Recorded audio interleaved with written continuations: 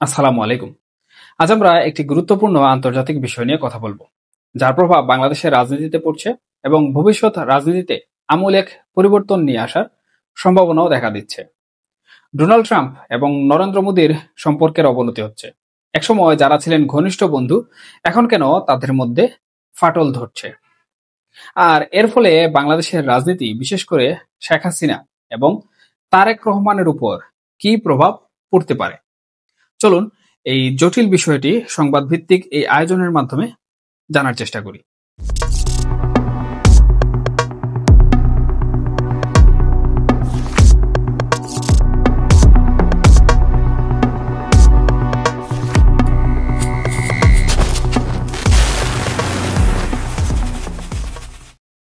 প্রথমেই দেখে নেই ট্রাম্প এবং মোদির সম্পর্ক কিভাবে এই পর্যায়ে এসেছে।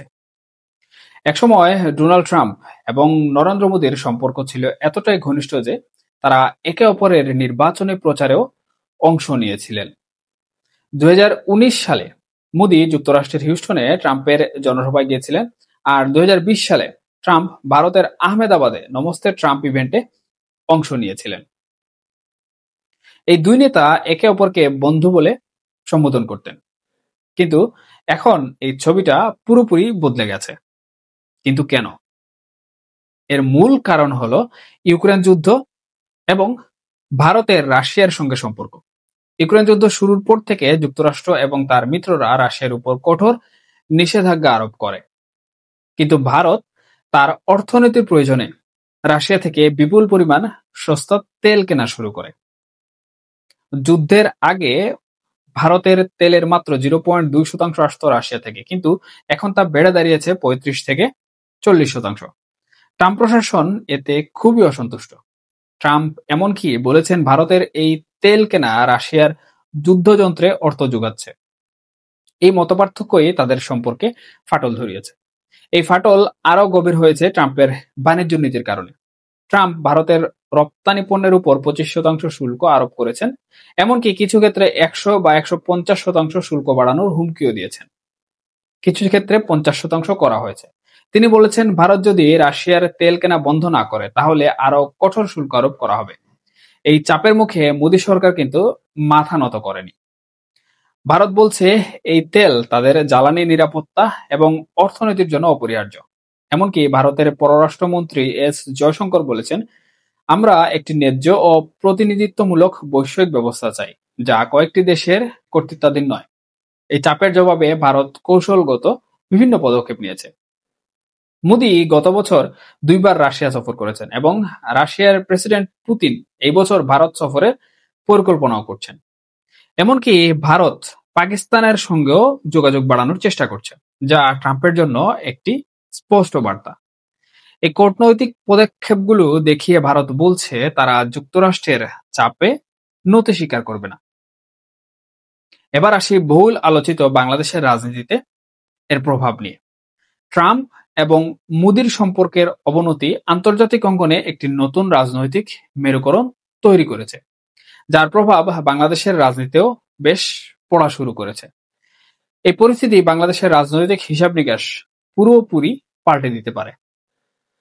প্রথমত, শেখ হাসিনার জন্য এটি একটি সুযোগ হতে পারে।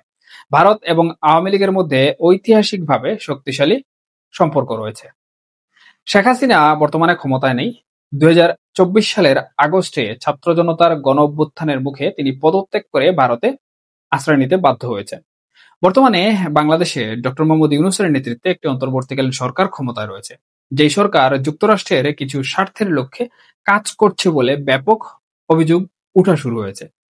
এর সাথে ভারত বিরোধী বিষয়ে উত্তেজনা করতেও লক্ষ্য করা গেছে। সেই হিসাবে ভারত চাইবে না যুক্তরাষ্ট্রের কোনো শক্তি ভারতের প্রতিবেশী হিসাবে থাকুক। যদি ভারত শেখ হাসিনার সমর্থন অব্যাহত রাখে, তাহলে তিনি রাজনৈতিকভাবে পুনরায় সক্রিয় হওয়ার চেষ্টা করতে পারেন। তবে বাংলাদেশের বর্তমান জনমত এবং অন্তর্বর্তীকালীন সরকারের সংস্কার প্রক্রিয়া তার প্রত্যাবর্তনকে জটিল করে তুলেছে।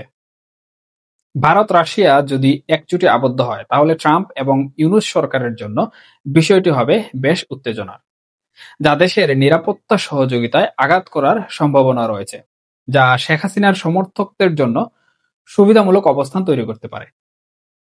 অন্যদিকে তারেক রহমান এবং বিএনপি দীর্ঘদিন ধরে যুক্তরাষ্ট্রের রাজনৈতিক লবিং এর উপর নির্ভর করে আসছেন।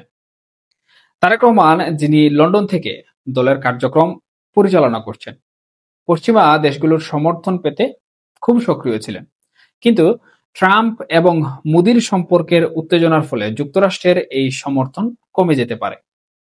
ট্রাম্প প্রশাসন বাংলাদেশের অভ্যন্তরীণ রাজনীতিতে কম আগ্রহ দেখাতে পারে, যা আমরা লক্ষ্য করছি, যা বিএনপির জন্য একটি চ্যালেঞ্জ তৈরি করবে।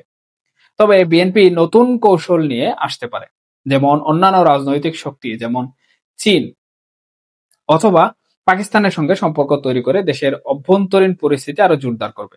ভারতের সঙ্গে রাশিয়ার সম্পর্ক যেহেতু এখন আরো শক্তিশালী হচ্ছে, এটি শেখ হাসিনার অবস্থানকে আরো মজবুত করতে পারে।